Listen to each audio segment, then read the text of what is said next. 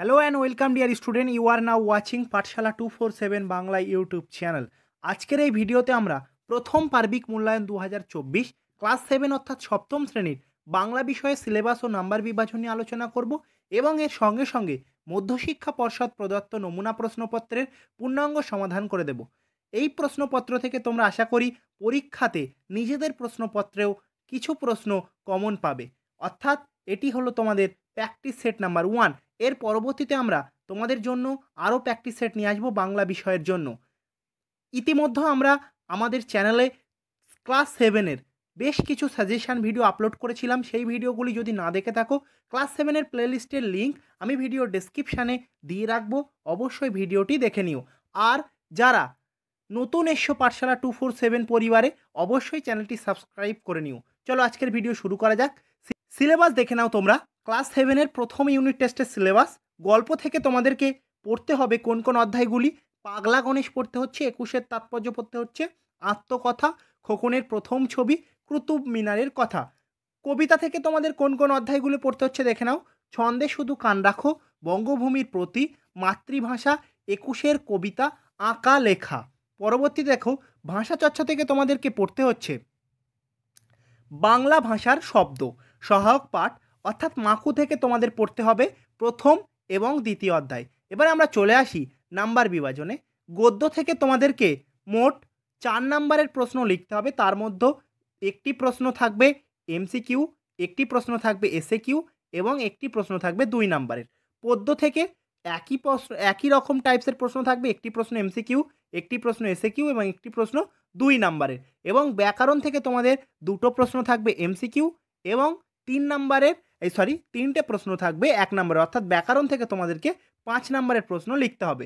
এরপরে চলে আসো সহায়ক পাঠ, অর্থাৎ তোমাদের মাকু থেকে 2 নাম্বারের প্রশ্ন থাকবে, দুটি প্রশ্ন থাকবে ভিএসএ 1 মার্ক পার কোশ্চেনের জন্য, অর্থাৎ সহায়ক পাঠ থেকে তোমাদের 2 নাম্বারের প্রশ্ন থাকবে।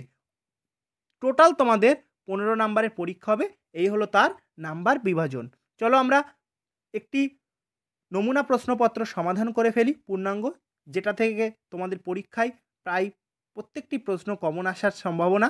চলো নাম্বার 1, ঠিক উত্তরটি বেছে নিয়ে লিখতে হবে। প্রথম প্রশ্ন 1-এর 1, প্রশ্ন নাম্বার 1-এর 1, রামকিঙ্করের শান্তিনিকেতনে প্রথম কোন বিষয় শুরু করেন রামকিঙ্কর শান্তিনিকেতনে? সঠিক উত্তর হয়ে যাবে অয়েল পেন্টিং। পরবর্তী প্রশ্ন, মসজিদ, সমাধি কিংবা অন্য কোনো ইমারতের অঙ্গ হিসাবে যে মিনার থাকে তাকে বলে? সঠিক উত্তর হয়ে যাবে মিনারেট। 2-এর দাগের দেখো কি আছে, খুব সংক্ষেপে নিচের প্রশ্নগুলির উত্তর লিখতে হবে। প্রথম প্রশ্ন রয়েছে, হুমায়ুনের সমাধি নির্মাতাকে লেখক ঘোরেল বলেছেন কেন? সঠিক উত্তর হয়ে যাবে কারণ তিনি হুমায়ুনের সমাধি গড়ার সময়ে মিনারিকা সম্পূর্ণ বর্জন করেছিলেন, তাই লেখক তাকে ঘোরেল বলেছেন। পরবর্তী প্রশ্ন 2-এর 2, রাষ্ট্রপুঞ্জের মহাসচিব গণেশের ড্রায় এসে কী বলেছিলেন? সঠিক উত্তর হয়ে যাবে তিনি গণেশকে প্রশ্ন করেছিলেন, আপনি কি কাণ্ড করছেন? পৃথিবী যে উচ্ছন্নে গেল, লোকে গান গাইছে, কবিতা মস্ক করছে, হিজিবিজি ছবি আঁকছে। পরবর্তী দাগ আমরা চলে আসি 3 নাম্বার দাগে। নিচের প্রশ্নগুলির উত্তর লিখতে হবে, কবিতা থেকে দিয়েছে এগুলি। 3-এর 1, এ মিনিতি করি পদে কবি কার কাছে কি প্রার্থনা জানিয়েছেন? এই প্রশ্নের উত্তর হয়ে যাবে কবি তার দেশমাতার কাছে প্রার্থনা জানিয়েছেন। তিনি কি প্রার্থনা জানিয়েছেন? তিনি প্রার্থনা জানিয়েছেন যেন দেশমাতা তাকে মনে রাখেন। পরবর্তী প্রশ্ন 3-এর 2, তোমরা দেখতে পাচ্ছ ছন্দে শোনা যায় না কো, ছন্দ শোনা যায় না কো, কখন? এখানে কবির আছে, কবির হবে। কখন কবির আর কবির ভাবনায় আর ছন্দ শোনা যায় না? উত্তর হয়ে যাবে সকল প্রকার দ্বন্দ্ব ভুলে গিয়ে মন না দিলে ছন্দ শোনা যায় না বলে কবি মনে করেন, অর্থাৎ ছন্দ শুনতে হলে দ্বন্দ্ব ভুলে একাগ্র চিত্ত হতে হবে। পরবর্তী আগে আমরা চলে আসি, নিচের বিকল্পগুলি থেকে সঠিক বিকল্প বেছে নাও। কবিতা থেকে এমসিকিউ দিয়েছে আমাদের, চলো আমরা সমাধান করে ফেলি। প্রথম প্রশ্ন 4-এর 1, কবিকে নীল রংটি ধার দিতে চান? সঠিক উত্তর হয়ে যাবে মাছরাঙা। পরবর্তী প্রশ্ন, কোকনদ শব্দের অর্থ হলো? সঠিক উত্তর হয়ে যাবে লাল পদ্ম। চলো পরবর্তী দাগে আমরা চলে যাই। 5 নাম্বার দাগ, নিচের প্রশ্নগুলির উত্তর দাও। 2 নাম্বারের প্রশ্ন দিয়েছে, 5-এর 1-এ রয়েছে, মিছিলে এসে দাঁড়ানো কবির মায়ের সম্পর্কে 21-এ কবিতা শীর্ষক কবিতায় যা বলা হয়েছে তা লেখো। কবিতায় কবির মায়ের সম্পর্কে বলা হয়েছে যে 21-এ যে তাৎপর্য কবিতায়, এই মিছিলটি ছিল প্রতিবাদের মিছিল। কবি মাতৃভাষার সপক্ষে প্রতিবাদের মিছিল কবি বলেছেন, আর এই তার মাতৃভাষার মিছিলে কবি তার মাকে সর্বকল্প হিসাবে ব্যবহার করেছিলেন। পরবর্তী প্রশ্ন 5-2 আঁকা লেখা কবিতায় কবি কোন বিষয়কে পদক পাওয়া বলে মনে করেছেন? সঠিক উত্তর হয়ে যাবে ছড়া লেখার মধ্য দিয়েই পাঠকের কাছে পৌঁছে যাওয়াকে কবি পদক পাওয়া মনে করেছেন। পরবর্তী প্রশ্ন খুব সংক্ষেপে পরবর্তী দাগ 6-এর দাগ, খুব সংক্ষেপে নিচের প্রশ্নগুলির উত্তর লিখতে হবে। 6-1 দেখো, ধেত বাপি বলেছে ও আমবাত। বাপি আমবাত বলতে কি বোঝাতে চেয়েছেন? সঠিক উত্তর হয়ে যাবে আমার নিজের মামাতো পিসে মশাই কালিয়ার বনে গরু খুঁজতে গিয়ে 7 দিন সারা গাছুলকে সর্বাঙ্গে ডাকরা ডাকরা চাকায় ভরে গিয়েছিল। বাপি এটাকেই আমবাত বলেছিলেন। 6-2 প্রশ্ন দেখো, আম্মাকে আম্মার উঠতে বসতে কষ্ট হয় কেন? সঠিক এই প্রশ্নের সঠিক উত্তর হয়ে যাবে সোনাটিয়ার ধাইমা। সোনাটিয়ার বাপির ধাইমা হলো আম্মা। বাপি তাকে আইমা বলে ডাকেন। আম্মার পায়ে গুপো, তাই তার উঠতে বসতে কষ্ট হয়। পরবর্তী প্রশ্ন দেখে নাও, সোনাটিয়ার বয়স কত? উত্তর হয়ে যাবে সোনার বয়স 6 বছর আর টিয়ার বয়স 5 বছর। 7 নাম্বার দাগে দেখো, নিচের বিকল্পগুলির মধ্যে ঠিক উত্তরটি বেছে নাও। এখানে আমাদের ব্যাকরণ থেকে 3টি এমসিকিউ প্রশ্ন দিয়েছে, তোমরা আগে সিলেবাসে দেখেছিলে। চলো, প্রথম প্রশ্ন, প্রদত্ত কোনটি তদ্ভব শব্দের উদাহরণ? সঠিক উত্তর হয়ে যাবে কার্য হলো তদ্ভব শব্দের উদাহরণ।